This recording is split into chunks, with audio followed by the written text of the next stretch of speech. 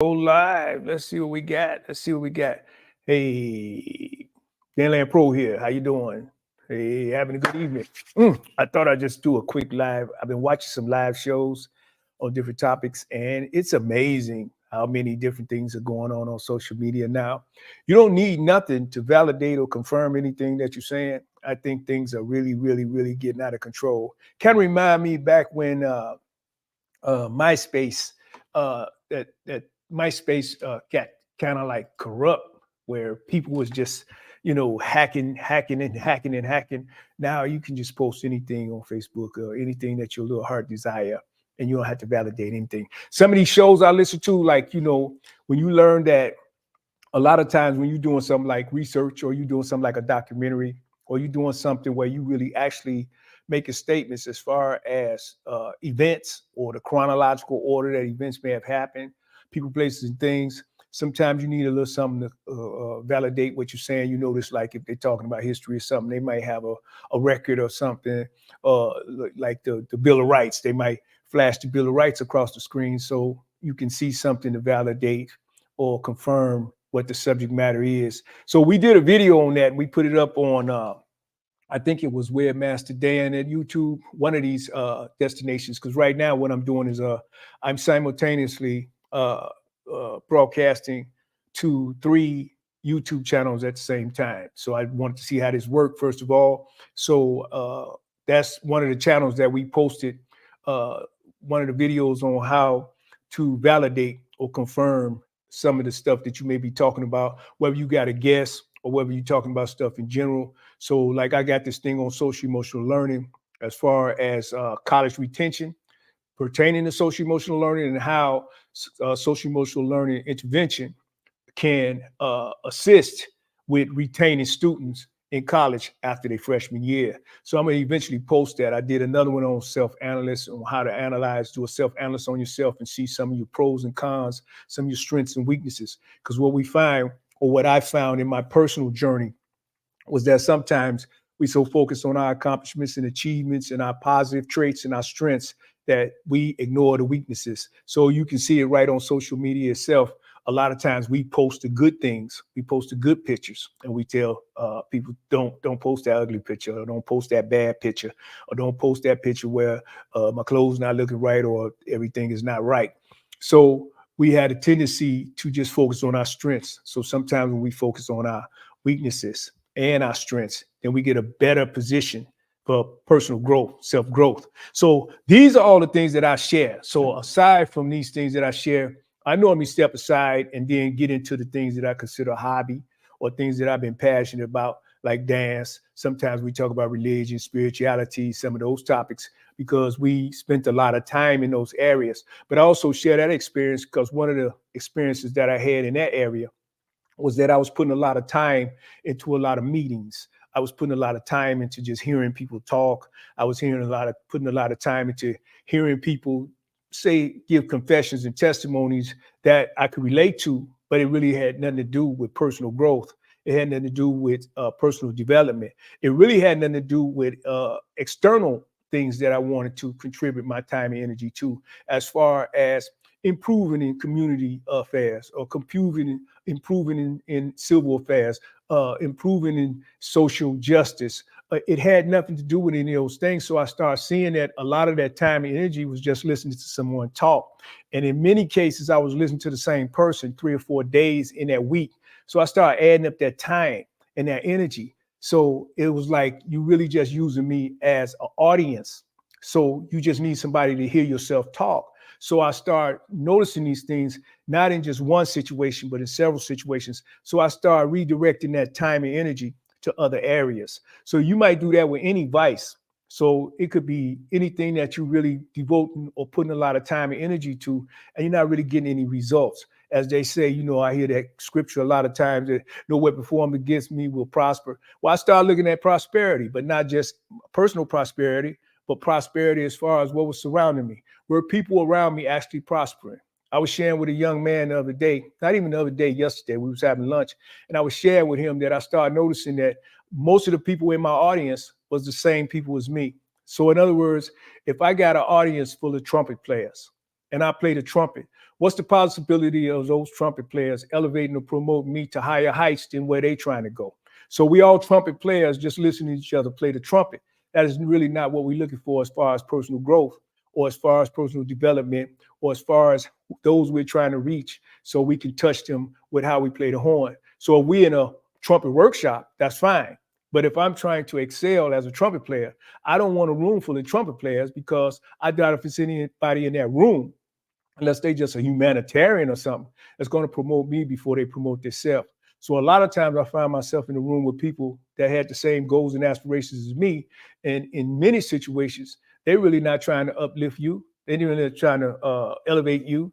And really, that don't come from them anyway. It comes from God. They can't elevate you. They're trying to elevate themselves. But I did start noticing the analytics as far as how they were prospering. So whereas I do website development, website design, and video, I was looking at their analytics in the area of video, website design and development, and I was seeing that they had platforms for years that wasn't showing any growth. They had no growth, they had no development, they had no analytics to show any type of prosperity in those areas. So if that person or that organization or that entity has no growth, what makes you think they're going to uplift you? What makes you think they're going to elevate you? So you have to change your focus, redirect that time and energy. So what I did was redirected that time and energy to God. So if I'm listening to you and not listening to God, what's the possibility that I'm going to get that blessing? It's very slim. So I started listening to God instead of being an audience just to listen to people speak, because God is not always audible. It's not always just sitting there listening to people talk. Sometimes you feel it, you know right from wrong just off naturally. As they say, you're not born to do certain things, or you're not born to do certain, you just know by nature some things are right and some things are wrong, even though we continue to do those things. So I'm not finna do no spiritual thing or no religious thing here. What I began with was how we need sometimes to confirm and validate when we doing like documentaries, when we doing things that we want to be factual, instead of just coming on live stream, presenting this information as if it's true.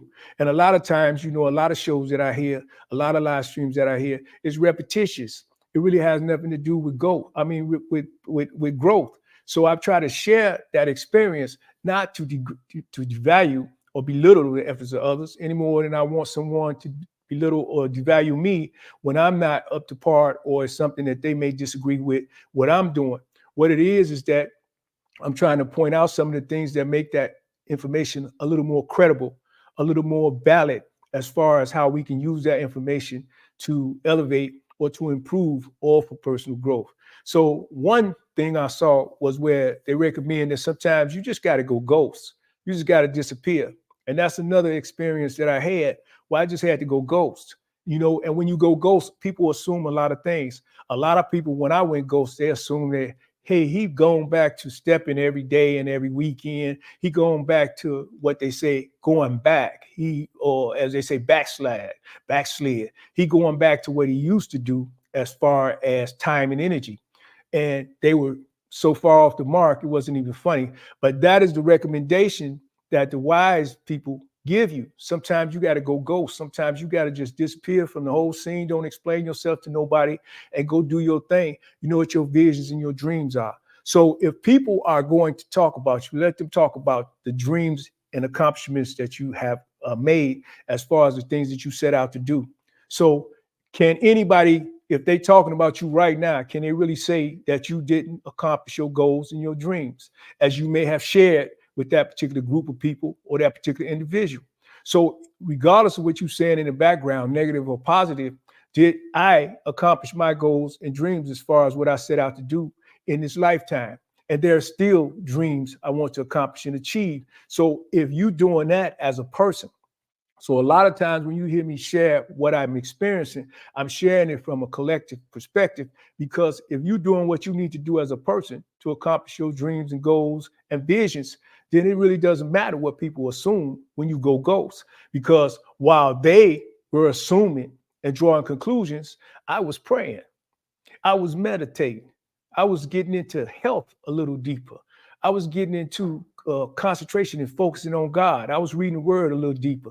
I was seeking out mentors who, a lot of times when I had a question about certain scriptures or certain perspectives on religion, I would seek out those mentors and get information from them. I was taking classes actually in meditation and in concentration as far as relaxing, things like that. So sometimes you just got to go ghost. And then when you return, see, when you return and you accomplish and achieve certain things, then you can look certain people in their eye that was drawing those conclusions or those assumptions. And sometimes it's hard for them to look you in the eye because they know that they were off the mark. They were off kilter. Not that you need their validation or their confirmation, or not, you're not even trying to be vindictive. It's just that it's hard sometimes to look a person in the eye when you assumed or drew conclusions about them that wasn't necessarily true, and you communicated that without any support, without any validation or confirmation. And that's the same with a lot of this information that you may get, regardless of what the platform is. So in my case, my experience is this: whether it's dance, whether it's religion, whether it's spirituality, whether it's education, no matter what the subject matter is, sometimes you have to have validation and confirmation to make that information credible. And I share that all the time when I get a chance, because that's one of the things that you will learn in educational institutions, is that when you write something, when you write your views and opinions, or you base your views and opinions on certain information and who you're using, person, place, or thing, as far as how you drew those conclusions, as far as your views and informations in a writing or a paper or any type of language, then you have to have references. You have to say, I got this out this book on page such and such, paragraph such and such, such and such. You have to have some kind of validation. So it's the same with people, places, and things. Sometimes you have to validate and confirm where you got that information from and how you drew those conclusions. And I guarantee you, if you go to any educational institution and try to put down that you just had a gut feeling, that you just felt it in your soul, that you just felt it in your spirit, or you just assumed, or you just drew conclusions as to what that person, place, or thing was all about, just off of your gut feeling, you're going to find yourself with a failing grade.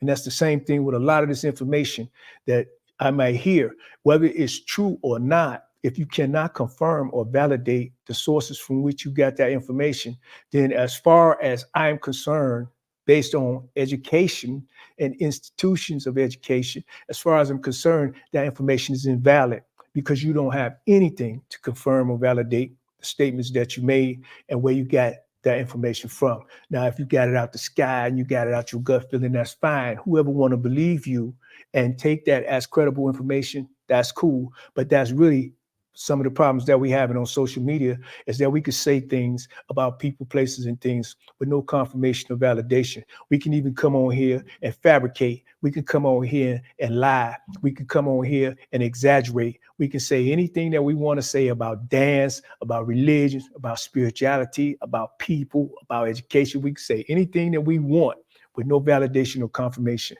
We can do that because that has become the norm.